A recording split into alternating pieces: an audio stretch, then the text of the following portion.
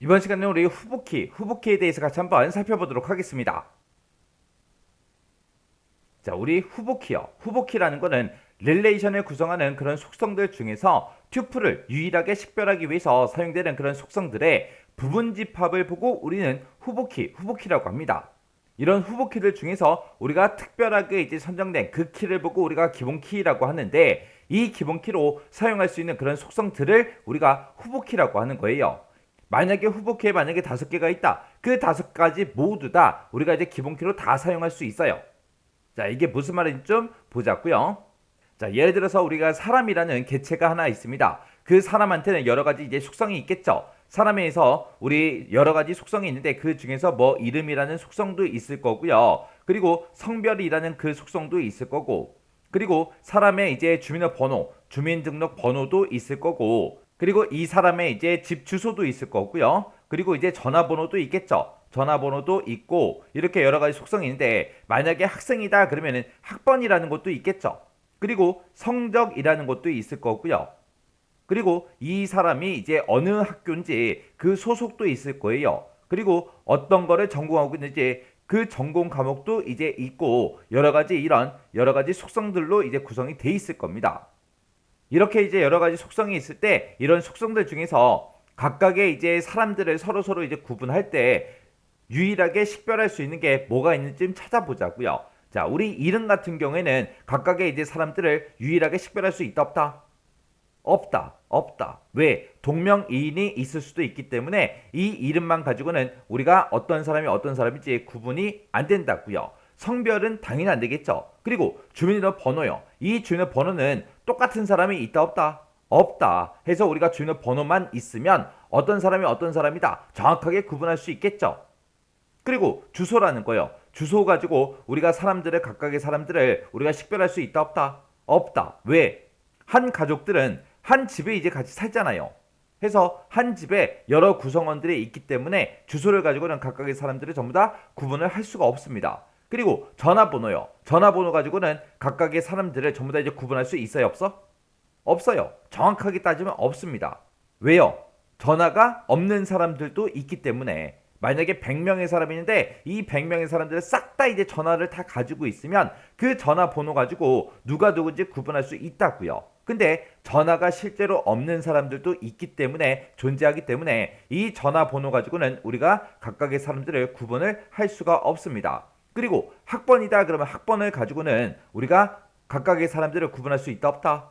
있더라. 왜? 학생이라면 전부 다 이제 학번이라는 걸 다 가지고 있을 거 아니에요. 그죠? 그래서 학번을 가지고도 각각의 이제 사람들을 전부 다 이제 구분해 낼 수 있습니다. 그리고 성적을 가지고는 각각의 사람들을 구분할 수 있다 없다? 당연히 없겠죠.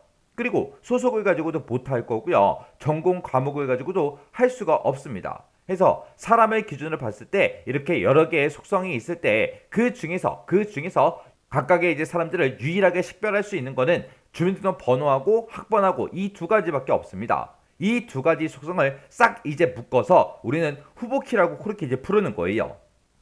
그래서 이 2가지 모두 다 각각의 이제 투플들을 유일하게 식별하기 위해서 사용되죠. 그런 속성들의 부분 집합, 그런 속성들을 묶어 놓은 거를 보고 우리는 후보키라고 그렇게 이제 부르는 겁니다. 그러면 이런 사람들의 속성이 있을 때 이걸 가지고 이제 학교에서 만약에 데이터베이스를 구축을 한다 그랬을 때는 주민등록보다는 학번을 가지고 서로 구분하는 게 더 좋겠죠. 그때 이 학번이 이제 기본키가 되는 겁니다. 그리고 우리 시청이나 동사무소나 그런 데서는 학번을 가지고 각각의 사람들을 구분해야 하네? 안 하겠죠. 그런 데서는 뭘 가지고 한다? 주민등록번호 가지고 하더라. 그러면 그런 곳에서는 이 주민등록번호가 이제 기본키가 될 거예요. 해서 주민등록번호를 기본키로 설정을 하든 학번을 가지고 기본키로 설정하든 아무 상관없는 거죠. 어차피 이 2가지 모두 다 각각의 이제 사람들 전부 다 식별할 수 있어요. 해서 이런 기본키로 사용할 수 있는 이런 키들을 여러 개 이제 묶어 놓은 거, 주민번호다 학번이다 해서 이 2가지를 그렇게 부분 집합으로 묶어 놓은 걸 보고 우리는 이제 후보키라고 그렇게 이제 부르는 거고, 이 후보키들은 전부 다 이제 뭘로 사용할 수 있다? 기본키로 사용할 수 있는 그런 속성들을 우리가 후보키라고 하더라. 그렇게 이제 기억하시면 됩니다. 그래서 얘는 하나의 릴레이션에서 하나의 이제 테이블에서 중복된 그런 튜플들이 있을 수 없기 때문에 모든 릴레이션에는 반드시 하나 이상의 후보키가 존재합니다. 그리고 후보키라는 거는 릴레이션에 있는 모든 튜플에 대해서 유일성과 최소성 이 두 가지를 싹 다 이제 만족시켜야 돼요. 여기서 이제 유일성이다라고 얘기하는 거는 유일성이라는 거는 하나의 키 값으로 하나의 튜플만 유일하게 식별할 수 있어야 된다. 그런 거를 보고 우리가 이제 유일성이라 그래요. 이 주요 번호는 똑같은 사람이 존재할 수가 없죠. 학번도 마찬가지고요. 이름은 유일성이라는 성질이 있어요? 없죠. 동명이인이 있잖아요. 성별도 남녀 두 가지밖에 없다고요. 남자들도 엄청나게 많고 여자들도 엄청나게 많죠. 해서 유일성에 만족하지 못한다고요. 주소도 마찬가지요. 그런 게 이제 유일성이고, 최소성이다 그러면 최소성이라는 거는 모든 레코드들을 유일하게 식별하는 데 있어서 꼭 필요한 그 속성으로만 구성되어 있는 거를 우리가 최소성이라고 그렇게 이제 불러요. 그래서 우리가 이제 사람들을 구분할 때 주요 번호라는 것만 가지고도 우리가 충분히 이제 전부 다 각각의 레코드들을 싹 다 이제 구분을 할 수 있잖아요. 근데 주요 번호에다가 만약에 이름을 갖다 붙였습니다. 그러면 그 주요 번호에 그 이름을 가진 사람은 딱 한 명밖에 없겠죠. 그렇게 이제 주요 번호에다가 이름을 갖다 붙여도 유일성은 전부 다 이제 만족을 해요. 만족을 하지만 굳이 주요 번호만 가지고도 우리가 할 수 있는데 거기다가 이름을 굳이 갖다 붙일 필요는 없겠죠. 만약에 주요 번호에다가 이름을 갖다 붙이게 되면 그거는 이제 최소성을 이제 만족을 못하는 겁니다. 그리고 학번을 가지고도 우리가 유일성은 이제 만족하죠. 해서 학번만 가지고도 우리가 충분히 각각의 이제 튜플들을 전부 다 이제 식별해 낼 수 있는데 그 학번에다가 만약에 성별을 갖다 붙였어요. 학번에다가 이제 성별을 갖다 붙여도 유일성은 전부 다 이제 만족을 하겠죠. 근데 최소성은 이제 만족을 시키지 못한다고요. 굳이 우리가 학번 하나만 가지고도 우리가 모든 레코드를 전부 다 이제 식별을 할 수 있는데 거기다가 굳이 성별을 갖다 붙일 필요가 없다고요. 만약에 학번에다가 성별을 갖다 붙였다. 그러면 이제 최소성을 이제 만족을 못하는 겁니다. 그래서 최소성이라는 거는 모든 레코드를 유일하게 식별하는데 꼭 필요한 그 속성으로만 구성이 되어 있어야 최소성을 만족을 합니다. 그런 게 이제 최소성이요.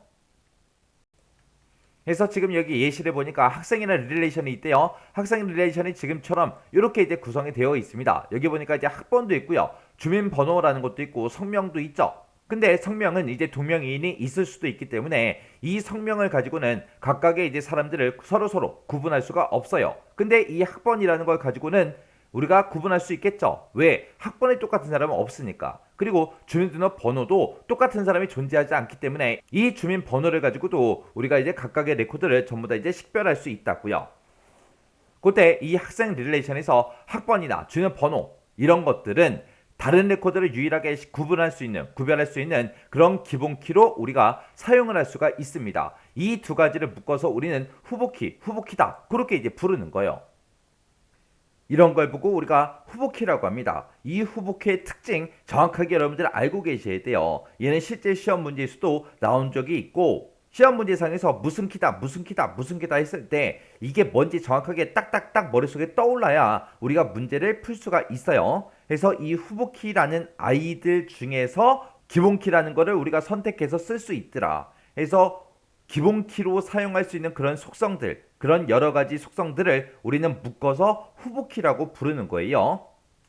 예를 들어서 우리 대통령 선거를 한다고 생각해 보세요. 자, A라는 후보도 나왔고요. B라는 사람도 이제 대통령이 되겠다 나왔습니다. C라는 사람도 나왔어요. 그리고 D라는 사람도 나왔습니다. 이렇게 이제 네 명이 대통령이 되겠다고 서로 이제 나왔습니다. 그래서 이제 선거를 시작하겠죠. 이 네 명을 싹 다 이제 묶어서 우리는 후보키라고 그렇게 이제 부르는 거예요. 그러면 A라는 사람이 만약에 표를 많이 받으면 A라는 사람이 이제 대통령이 되겠죠. B라는 사람이 만약에 많이 표를 받았다. 그러면 이제 B라는 사람이 대통령이 될 거고요. C라는 사람이 많이 받으면 C라는 사람이 이제 대통령이 되는 거고, D라는 사람이 만약에 표를 많이 받았으면 이 D라는 사람이 이제 대통령이 될 거예요. 그렇게 이제 대통령이 될 수 있는 사람들을 싹 다 이제 묶어서 우리가 후보라고 그렇게 이제 부르는 거예요. 그래서 얘네들을 싹 다 이제 묶어놓은 걸 보고 우리는 이제 후보키 그렇게 이제 부르는 거고요. 그 중에서 만약에 D라는 사람이 표를 제일 많이 받았어요. 그러면 이 사람이 이제 당선이 되겠죠. 그러면 이 사람 한 명을 우리는 이제 기본키라고 그렇게 이제 부르는 거고요. 그리고 이 후보키들 중에서 기본키를 제외한 나머지 이제 A, B, C가 있겠죠. 요 A, B, C를 우리는 묶어서 우리는 대체키라고 그렇게 이제 부릅니다. 그래서 A, B, C를 우리는 묶어서 뭐라고 부른다? 대체키라고 그렇게 이제 부르더라. 그래서 이 후보키라는 거는 대통령이 될 수 있는 그런 사람들을 이제 묶어 놓은 거다. 여기서는 기본 키로 사용할 수 있는 그런 값들, 그런 속성들을 싹 다 이제 묶어 놓은 거. 그걸 보고 우리는 후보키라고 하더라. 그 중에서 당선된 걸 보고 우리는 뭐라고 한다? 기본 키라고 하더라. 그리고 이 후보 키들 중에서 기본 키를 제외한 나머지 A, B, C를 보고 우리는 뭐라고 한다? 대체 키라고 하더라. 그렇게 이제 이해하고 지나가시면 돼요.